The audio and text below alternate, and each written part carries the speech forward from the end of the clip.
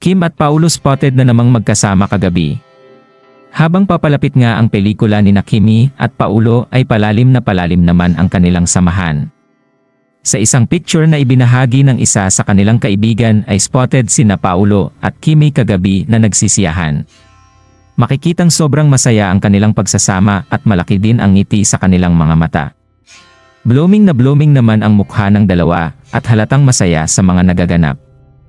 Samantala isa nga itong patunay na iba ang bonding nila outside of work since natapos na ang shooting sa kanilang pelikula.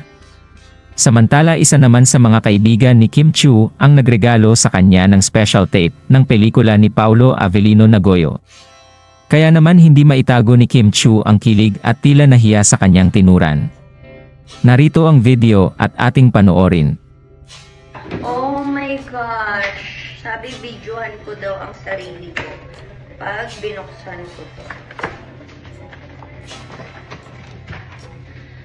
Dear Kim, you know how special you are to me. You truly deserve something special.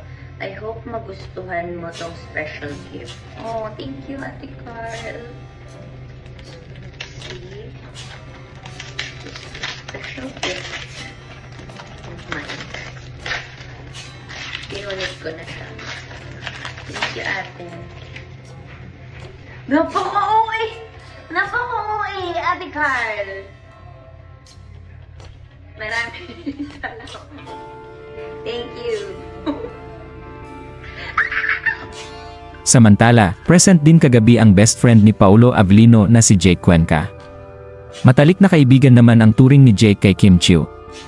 Masaya lang makita na super supportive din si Jake sa pelikula ng dalawa. Siguradong super exciting ito para sa fans ng dalawa na siyang nagpa-advance block screening na sa mga sinehan. Anong masasabi niyo sa balitang ito? Comment down below. Maraming salamat sa panonood at huwag kalimutang mga subscribe for more videos.